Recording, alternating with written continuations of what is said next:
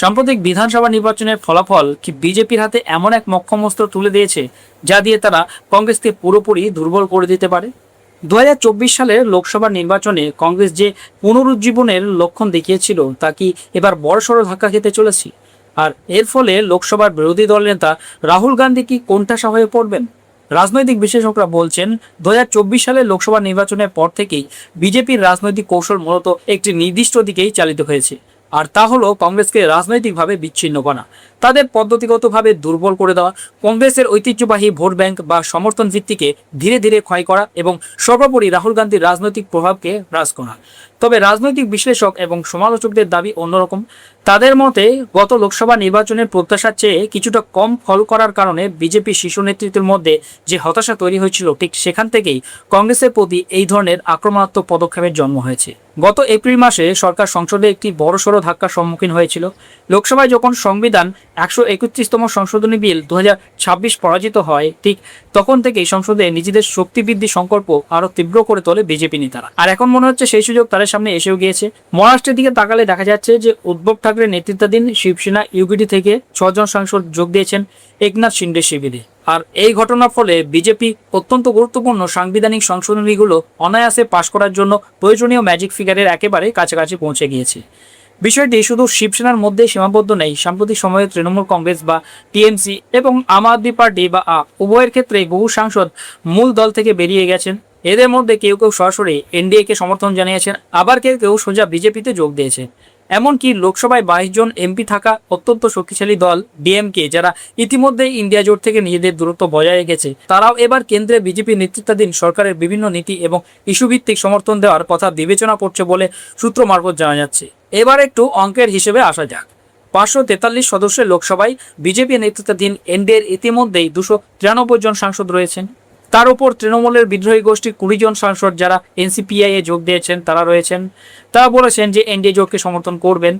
নিম্নকক্ষের বর্তমান সদস্য সংখ্যা যেহেতু 540, তাই যে কোনো সাংবিধানিক সংশোধনের জন্য 2/3 সংখ্যাগরিষ্ঠতা অর্থাৎ 360টি আসনের প্রয়োজন।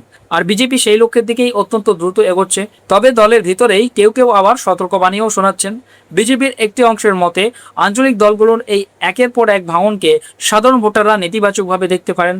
তারা ভাবতে পারেন যে বিজেপি ক্ষমতার অপব্যবহার করে নিজেদের রাজনৈতিক প্রভাব ও সম্পদ কাজে লাগিয়ে বিরোধী দলগুলোতে এই বিভাজন ঘটিয়েছে। এই সাবধানী নেতাদের যুক্তি হলো ওপর মহলের এই রাজনৈতিক ভাঙন মাঠ পর্যায়ে বা সাধারণ মানুষের ভোটে দলের জন্য সমানুপাতিক লাভে রূপান্তরিত নাও হতে পারে। তবে দলের অন্য কয়েকজন নেতা পাল্টা যুক্তি দিয়ে বলেছেন যে 2014 সালে কংগ্রেসের মাত্র 44টি আসন ছিল, সেখান থেকে 2019-এ 52টি এবং বর্তমান লোকসভায় 99টি আসনে অভাবনীয় উত্থান ঘটেছে। তার মূল চালিকা শক্তি ছিল শক্তিশালী আঞ্চলিক দলগুলোর সাথে তাদের জোটবদ্ধ হওয়া। এই প্রসঙ্গে এক প্রবীণ বিজেপি নেতা দাবি করেছেন 2024 সালের বিভিন্ন বিধানসভা নির্বাচনের পর আঞ্চলিক দলগুলি সজ্ঞানে হোক বা অবচেতনভাবে এখন ভাবতে শুরু করেছে যে কংগ্রেসের ছায়াতলে তাদের ভবিষ্যৎ কি। ওই নেতার কথায় সহজ পাটিগণিতের হিসাব ধরলে উত্তরপ্রদেশে কংগ্রেস ও সমাজবাদী পার্টি, পশ্চিমবঙ্গের টিএমসি, তামিলনাড়ুতে ডিএমকে এবং মহারাষ্ট্রের শিবসেনা ইউপিটির ভোট ব্যাংক একে অপরের ওপর ওভারল্যাপ বা পরিপূরক হিসেবে কাজ করছিল, কারণ তারা সবাই একটি বিজেপি বিরোধী প্ল্যাটফর্মে ঐক্যবদ্ধ ছিল। আজ লোকসভায় কংগ্রেস যে 99টি আসন পেয়েছে তার সিংহভাগ কৃতিত্বই হলো উত্তরপ্রদেশ, মহারাষ্ট্র এবং তামিলনাড়ুর জোট দলগুলির সমর্থন। তিনি আরও জোরালোভাবে বলেন, কংগ্রেস যে ঊর্ধ্বমুখী গ্রাফের কথা বারবার তুলে ধরছে তা কিন্তু তাদের পুরনো প্রভাবশালী অবস্থানে ফিরে আসার কোনো অকাট্য প্রমাণ নেই। ভারত জোড়ো যাত্রার পর রাহুল গান্ধীর যে রাজনৈতিক গতি বা মাইলেজ তৈরি হয়েছিল তা মূলত ইন্ডিয়া জোটের শরিকদের সমর্থনের ফলে সম্ভব হয়েছিল। তাই আগামী দিনে সেই সমর্থন যদি কোনো কারণে দুর্বল হতে শুরু করে, তবে বিজেপি স্বভাবতই সেদিকে দেশের মানুষের মনোযোগ আকর্ষণ করবে। বিজেপির একটি সূত্র এটাও অকপটে স্বীকার করে নিয়েছে যে 2024 সাল থেকে দলের কৌশলের একটা বড় অংশ জুড়ে ছিল রাহুল গান্ধী। তাকে এবং তার দল কংগ্রেসকে রাজনৈতিকভাবে বিচ্ছিন্ন করাই এখন বিজেপির অন্যতম প্রধান লক্ষ্য।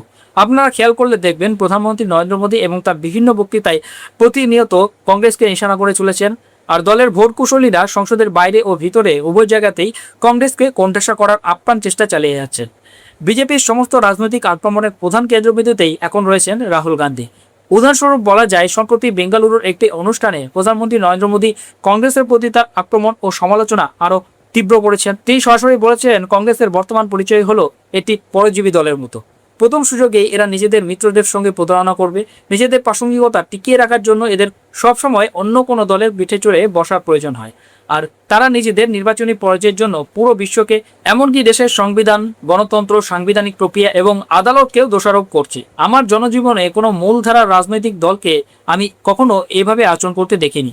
মোদি তার এই মন্তব্যের মাধ্যমে মূলত কংগ্রেসের সেই চরম সিদ্ধান্তের কথা উল্লেখ করেছিলেন, যেখানে তারা তাদের অন্যতম পুরনো মিত্র এবং ইন্ডিয়া জোটের অন্যতম প্রধান স্তম্ভ ডিএমকের সাথে সম্পর্ক ছিন্ন করেছে। শুধু তাই নয়, সাম্প্রতিক বিধানসভা নির্বাচনের পর তামিলনাড়ুতে সরকার গঠনের জন্য জনপ্রিয় অভিনেতা থালাপতি বিজয় নেতৃত্বাধীন টিভিকের সঙ্গে হাত মেলায়। বিজেপির স্পষ্ট যুক্তি হলো, এনডিএ ছেড়ে এর আগে কিছু শরিক দল চলে যাওয়ার ঘটনা ঘটলেও তারা কখনোই নিজেদের স্বার্থে জোট সঙ্গীদের পরিত্যাগ করেনি। অন্যদিকে তাদের দাবি, রাজনৈতিক ক্ষমতা দখলের প্রশ্ন এলে কংগ্রেস খুব সহজেই তার দীর্ঘদিনের জোটের অংশীদারিত্বের কথা ভুলে যায়। বিজেপি আরও মনে করে যে কংগ্রেসের রাজনৈতিক প্রাসঙ্গিকতা টিকিয়ে রাখার শেষ সম্বল হিসেবে রাহুল গান্ধী ক্রমশ দক্ষিণ ভারতের ওপর অতিরিক্ত মাত্রায় নির্ভরশীল হয়ে পড়েছেন। আর ঠিক এই কারণে 2029 সালের আসন্ন লোকসভা নির্বাচনের বিশাল কৌশলের অংশ হিসেবে বিজেপি এবার দক্ষিণ ভারতে, বিশেষ করে কর্ণাটক এবং তেলেঙ্গানায় তাদের প্রচার ও প্রচেষ্টা দ্বিগুণ করার মাস্টার প্ল্যান তৈরি করছে বলে খবর পাওয়া যাচ্ছে।